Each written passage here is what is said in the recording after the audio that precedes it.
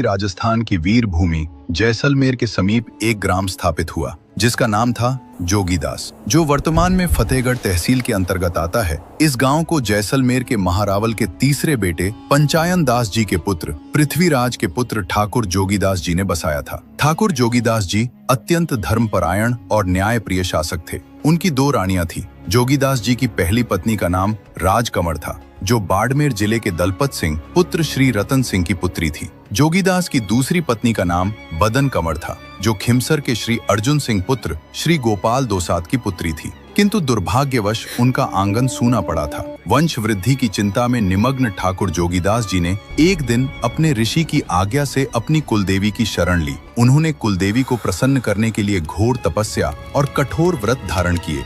जोगीदास की सच्ची निष्ठा और अटल भक्ति को देखकर कुलदेवी मां अत्यंत प्रसन्न हुई और साक्षात प्रकट होकर ये दिव्य वरदान दिया कि हे जादम जसाण, तुम्हारी तपस्या पूर्ण हुई। मैं स्वयं तुम्हारे घर में कन्या के रूप में कुमकुम के पगले आऊंगी। इतना कहकर माता अंतर्ध्यान हो गईं और माता की कृपा से जोगीदास जी की दूसरी पत्नी बदन कुंवर का गर्भ ठहर गया। काल चक्र निरंतर अपनी गति से चलता रहा। 9 माह बीत गए और आखिरकार विक्रम संवत 1745 के भाद्रपद शुक्ल सप्तमी सोमवार के शुभ दिन जोगीदास जी के महलों में एक दिव्य कन्या का जन्म हुआ। कन्या के जन्मोपरांत 9वें दिन पुरोहितों ने ग्रह नक्षत्रों का आकलन कर उस कन्या का नाम स्वरूप कंवर रखा। साक्षात देवी के अंश रूपी इस कन्या के जन्म लेते ही जोगीदास जी के भाग्य के बंद द्वार खुल गए और कालांतर में उन्हें 3 वीर पुत्रों हरनाथ सिंह, राय सिंह और लालचंद की प्राप्ति हुई। जोगीदास जी की लाडली बालिका स्वरूप कंवर बेहद लाड प्यार से बड़ी होने लगी। वो अत्यंत गुणवान और तेजस्विनी थी। अब उनके परिजन उनके लिए गुणवान वर की तलाश करने लगे। उसी कालखंड में जसोल के महारावल कल्याण सिंह जी का विवाह सिरोही के देवड़ा राजपूत श्री मान सिंह की पुत्री फूल कंवर के साथ हुआ। किंतु विवाह के कुछ वर्षों उपरांत भी देवड़ी जी की कोई संतान न हुई। राजपुरोहितों के टीप, कुंडली और भविष्यवाणियों के अनुसार महारावल कल्याण सिंह जी के भाग्य में संतान सुख अवश्य था, परंतु इसके लिए उन्हें द्वितीय विवाह करना अनिवार्य था। उसी समय संयोगवश जोगीदास और गुड़ामालानी के राजपुरोहित जी की बाड़मेर में मुलाकात हुई और दोनों के मध्य एक रात साथ में विश्राम करते हुए खूब वार्तालाप हुआ। इसी दौरान जोगीदास जी ने अपनी लाडली स्वरूप कंवर के लिए उचित वर ढूंढने की भी बात रखी और सुबह होते ही दोनों अपने अपने रास्ते चल दिए। गुड़ामालानी के राजपुरोहित जी जसोल के महारावल कल्याण सिंह जी के खास थे। एक रोज उन्होंने महारावल के समक्ष जाकर आग्रह किया कि महाराज, संसार में हर परेशानी का निवारण है। मुझे ज्ञात है कि आप संतान सुख से वंचित है। जैसलमेर के जोगीदास जी एक बड़े जागीरदार हैं। उनकी एक अत्यंत गुणवान पुत्री है जिसका नाम स्वरूप कंवर है। यदि आप अपना द्वितीय विवाह उससे करें तो आपकी संतानहीनता का दुख निश्चित ही दूर हो सकता है। महारावल ने पूछा, राजपुरोहित जी, मेरा टीप कुंडली क्या कहता है? मेरे भाग्य में संतान सुख है भी या नहीं? राजपुरोहित जी ने टीप देखकर दृढ़ता से कहा कि आपके भाग्य में संतान का पूर्ण सुख है। राजपुरोहितों के सुविचारित निर्णय के पश्चात स्वरूप कंवर का विवाह अत्यंत हर्षोल्लास और राजसी ठाट बाट के साथ जसोल के महारावल कल्याण सिंह जी के साथ संपन्न हुआ और रानी स्वरूप कंवर के चरण कमल जसोल की पावन धरा पर पड़े।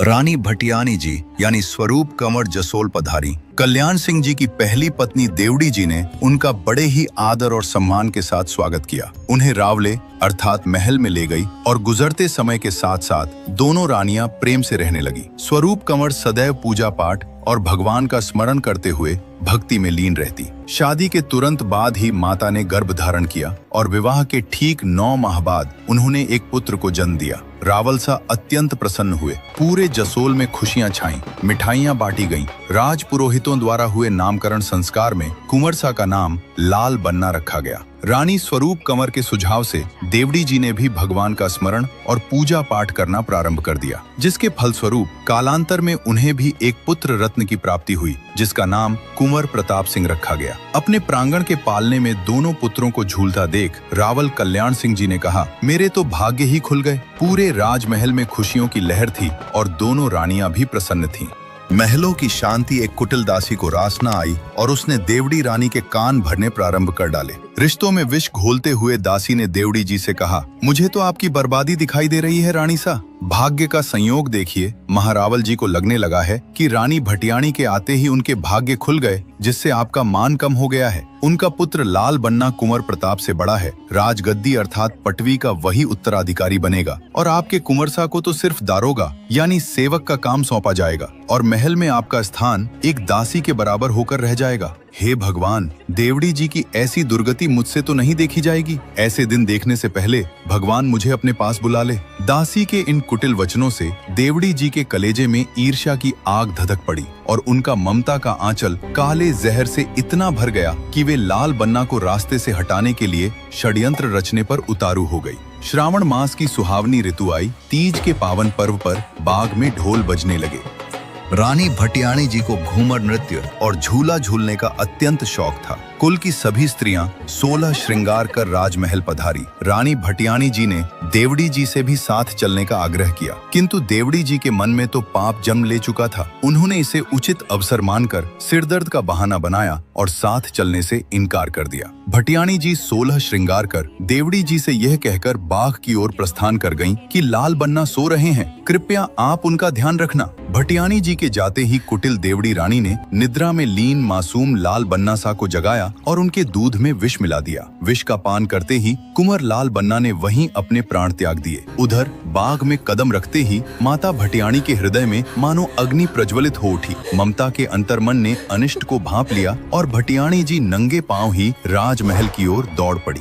राजमहल में पहुंचकर जब रानी भटियाणी ने अपने प्राणों से प्रिय पुत्र को मृत अवस्था में देखा तो माता का कलेजा मानो फट सा गया। अपने कलेजे के टुकड़े को सीने से लगाकर माता विलाप करने लगी। माता का दुख इतना प्रबल था कि उनके वक्षस्थल से दूध की धार बहने लगी। अपने साथ हुए इस छल और पुत्र वियोग में उसी क्षण माता का अलौकिक चंडिका रूप जागृत हो उठा। इस समय तक समस्त राजदरबार, महारावल और प्रजा वहां एकत्रित हो चुकी थी। देवड़ी जी को ये ज्ञात हो चुका था कि उन्होंने अपने स्वार्थ के लिए घोर अनर्थ कर दिया है। पछतावे में डूबी हुई रानी देवड़ी मायूस एक खिड़की से ये सब देख रही थी। उसी क्षण माता रानी भटियाणी जी ने क्रोध से आग उगलती अपनी रक्त रंजीत आंखें खोली। नेत्रों से बह रहे आंसुओं ने मानो धधकते अंगारों का रूप ले लिया हो।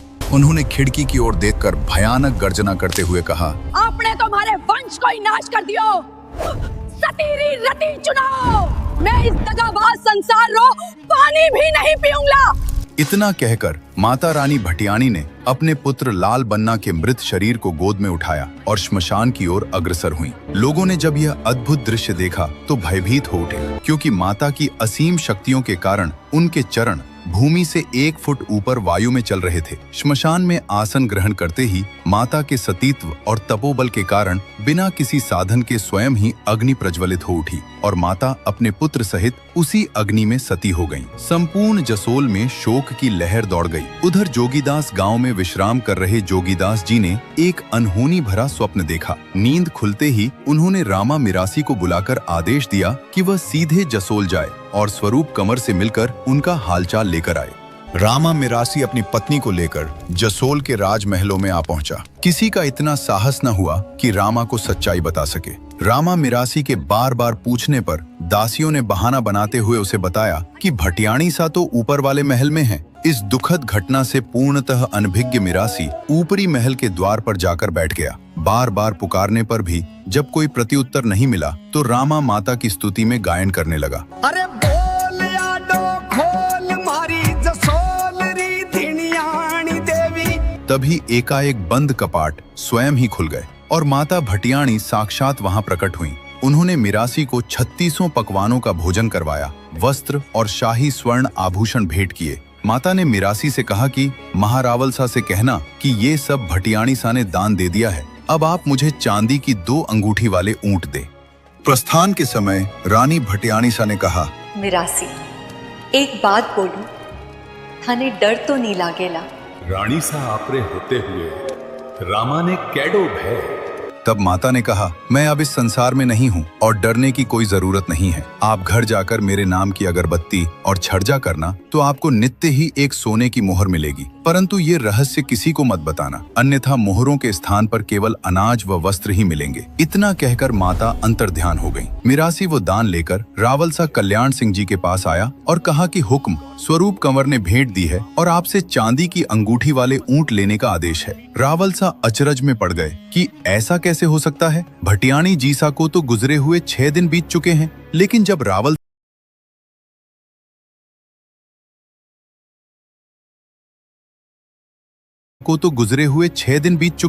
लेकिन जब रावलसा ने मिरासी की भेंट देखी तो चौंक गए, क्योंकि वे आभूषण महल के ही थे और राजकोष से गायब थे। रावलसा के पास बैठे राजपुरोहित जी ने कहा, अगर तुम्हारी बात सत्य है तो तुम्हें इसका प्रमाण देना होगा कि भटियाणी सा ने ही तुम्हें ये भेंट खुद अपने हाथों से दी है। सत्यता प्रमाणित करने हेतु उन्होंने एक उपाय सुझाया और राजपुरोहित जी के कहे अनुसार रावलसा ने रामा जी को आदेश दिया कि आज संध्या के समय तुम एक खेजड़ी की सूखी लकड़ी लेकर श्मशान में लगाओ और सुबह तक अगर यह लकड़ी हरी भरी हो गई तो हम मान लेंगे कि जो तुमने बताया है वह सत्य है, और अगर तुम झूठे निकले तो तुम्हें इस अपराध के लिए मृत्यु दंड दे दिया जाएगा। शाम होते ही रावलसा ने 2 महेचा राजपूतों और एक ब्राह्मण को मिरासी के साथ श्मशान में एक खेजड़ी की सूखी लकड़ी देकर भेज दिया। रावलसा की आज्ञा अनुसार मिरासी ने वहां पर सूखी लकड़ी का रोपण कर दिया और माता से प्रार्थना करने लगा कि हे स्वरूप कंवर, आप हमारी लाज राखजो, नहीं तो रावलसा मने मृत्यु दंड दे देंगे और कुल पर चोरी का कलंक लगेगा सो अलग। इतनी अरदास कर रामाजी पुनः महलों में लौट आए।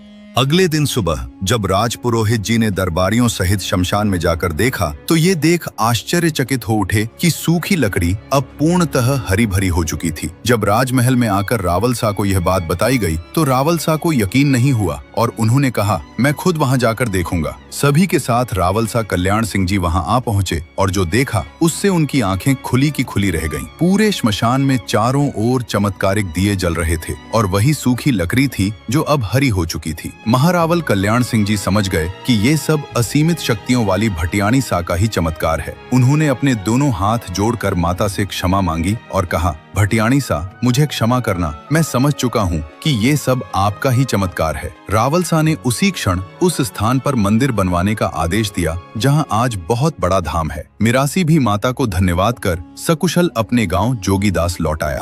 रामा जी ने माता भटियाणी सा के कहे अनुसार गांव आकर स्वरूप कंवर के नाम की अगरबत्ती की और छर्जा भरने लगा। उसे रोजाना सोने की एक मोहर मिलने लगी। जैसे जैसे समय बीत रहा था, रामा जी धनवान होने लगे। उनके लगातार बढ़ते यश और तरक्की से जल रहे कुछ लोगों ने उनके ऊपर तरह तरह के आरोप लगाते हुए उनकी शिकायत जागीरदार जोगीदास जी से कर दी। जब रामा जी को महल में बुलवाकर पूछा गया कि उनके पास इतना धन अर्जित करने का आखिर क्या साधन है, तो मजबूरन मिरासी को सारा सच बताना पड़ा और इसके बाद से जैसा कि माता ने कहा था, उसे मोहर मिलनी बंद हो गई। जोगीदास जी ने भी अपने गांव जोगीदास में स्वरूप कंवर का मंदिर बनवाया और उन्हें पूजने लगे, जहां आज भटियाणी सा का विशाल मंदिर स्थित है। लेकिन आखिर माता भटियाणी सा को किसका अवतार माना जाता है, चलिए जानते हैं। क्या आपने कभी सातो बायोसा के बारे में सुना है? सातो बायोसा को कुछ स्थानों पर मावड़ियों के नाम से तो कहीं कहीं पर इन्हें झूलरों वाली माताओं के नाम से भी जाना जाता है। सातो बायोसा वो 7 बहनें हैं जिनके साथ हमेशा गौरे काले भैरव और स्वयं बजरंग बली रहते हैं, अर्थात इनके अगवानी हैं। दुष्टों का संहार करने के लिए माता सदैव गौरे काले भैरव और बजरंग बली को आज्ञा देती है। लोक कथाओं के अनुसार प्राचीन समय में ये 7 बहनें 7 योगिनियां थी। अपने चंचल स्वभाव के कारण इन 7 योगिनियों ने देवलोक में उत्पात मचा रखा था। इनके चंचल और नटखट स्वभाव से समस्त देवगण विचलित हो उठे। समाधान पाने के लिए सभी देवगण एकत्रित होकर भगवान शंकर के समक्ष उपस्थित हुए और भगवान भोले शंकर को अपनी सारी व्यथा बताकर इसका समाधान करने हेतु गुहार लगाने लगे। तब भगवान भोले शंकर ने 7 बहनों को याद किया। भगवान के बुलावे पर शक्ति स्वरूपा 7 जोगिनियां तत्काल वहां प्रकट हुई और भगवान को प्रणाम किया और कहा कि आदेश करें प्रभु, आपकी क्या आज्ञा है? तब भगवान शंकर ने कहा कि हे देवियों, मेरी आज्ञा है कि आप मृत्यु लोक पर जाओ और दीन दुखियों की सहायता करो, दुष्टों का संहार करो। मृत्यु लोक पर आप सभी की बड़ी ही महिमा होगी और धर्म कर्म पर चलने वाले भक्तजन बड़े ही श्रद्धा भाव से आपकी पूजा अर्चना करेंगे। तब जोगिनियों ने कहा कि हमें आपकी आज्ञा स्वीकार है प्रभु, किंतु मृत्यु लोक पर हमारी शक्तियां क्षीण न हो, इसके लिए हमें गण की आवश्यकता है। तब उन्हें आशीर्वाद देते हुए भगवान भोले शंकर ने कहा कि हे योगिनियों, मृत्यु लोक पर तुम्हारी अगवानी स्वयं बजरंग बली और गौरे काले भैरव करेंगे। आप कलयुग में झूलों वाली माता, झूलेरों वाली माता, सातों बायोसा अथवा मावड़ियों के नाम से पूजी जाएंगी।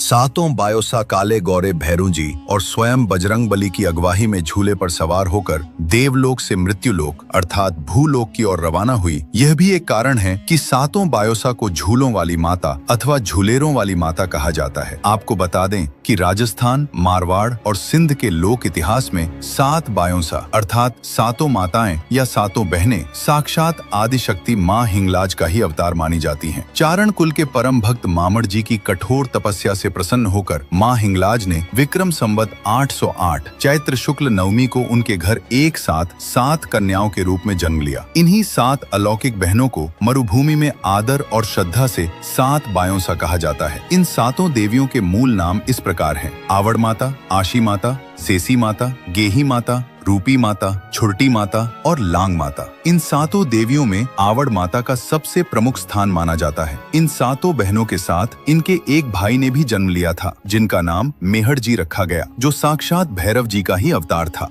कालांतर में राक्षसों और आतताइयों का संहार करने तथा अपने भक्तों की रक्षा करने के लिए माता आवड़ और उनकी बहनों ने पूरे मरुस्थल यानी राजस्थान, सिंध और गुजरात में विचरण किया। जहाँ जहाँ माता ने चमत्कार और पर्चे दिए और जहाँ इनके शक्तिपीठ स्थापित हुए, वहाँ की प्रजा इन्हें अलग अलग नामों और स्वरूपों में पूजने लगी। स्वांगिया माता, जब माता ने भाला यानी स्वांग धारण करके दैत्यों का नाश किया तो वे स्वांगिया माता कहलाईं। ये जैसलमेर के भाटी राजवंश की कुलदेवी हैं। तनोट माता, जैसलमेर सीमा पर तनोट गांव में विराजमान होने के कारण वो फटने नहीं दिया था। तेमड़े राय माता, इन्होंने तेमड़ा पर्वत पर अपना स्थान बनाने के कारण। देगराय माता, देग यानी विशाल कड़ाही से जुड़े चमत्कार के कारण। काले डूंगर राय माता, काले डूंगर यानी काले पहाड़ पर राक्षसों का वध करने के कारण। इसी प्रकार घंटी शब्द से घंटियाली माता और भादरिया भाटी के आग्रह से प्रकट होने और वरदान से भादरिया राय माता कहलाई। मारवाड़ और थार के रेगिस्तान में यह अटल विश्वास है कि ये सातों बायोसा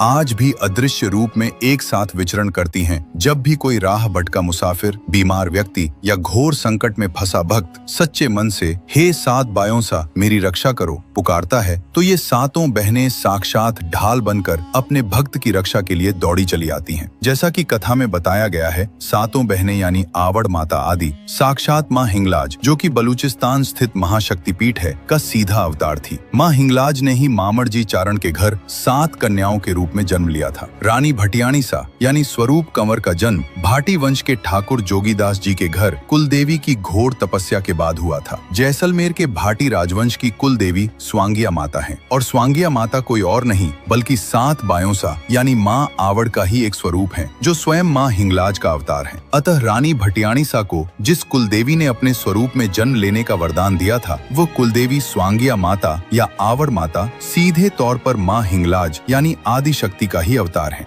आज जसोल में माता रानी भटियाणी सा का अत्यंत विशाल और भव्य धाम है। जगत में माता का ऊंचा नाम है और लाखों भक्त अपने कष्ट दूर करने के लिए माँ के दरबार में आते हैं और दर्शन करते हैं। तो सभी भक्त ऊंचे स्वर में बोलो, जय माता रानी भटियाणी सा, जय हो जसोल धाम, जय हो सातों बायोसा, जय हो माता आवड़, जय हो माँ हिंगलाज और जय हो माता आदिशक्ति। हमारा उद्देश्य किसी की भावनाओं को ठेस पहुंचाना नहीं है। अगर वीडियो में भूलवश किसी भी प्रकार की त्रुटि हुई है तो कृपया क्षमा करें और कमेंट में जय माँ जी सा लिखकर इस कथा को अपना